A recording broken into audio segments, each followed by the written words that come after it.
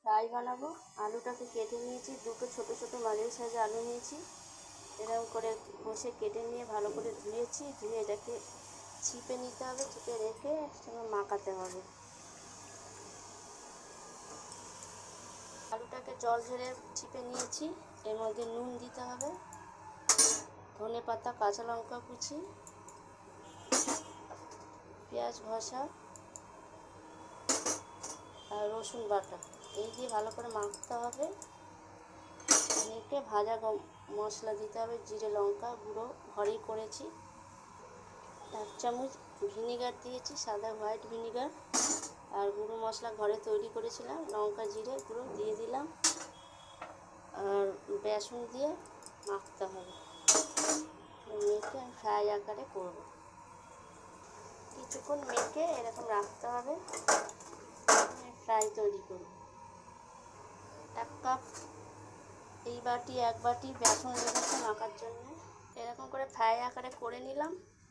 আর একটুখানি বিস্কুটের গুঁড়ো নিয়েছি, আর একটু নিয়ে ভাজা গুঁড়ো মশলা ঘরে বানিয়েছিলাম, এটার সঙ্গে করে এটাকে আমি করে দেবো।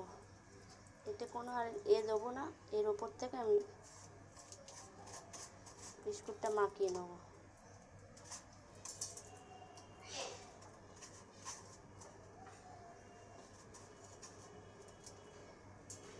এরকম করে তেলটা গরম হয়ে গেছে, আর ফ্রাইগুলো দিয়ে দেবো।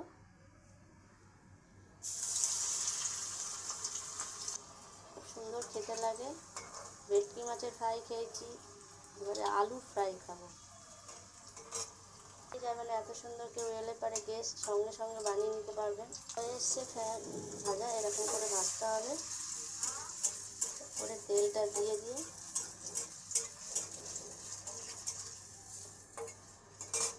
হয়ে গেছে ফ্রাই ভাজা।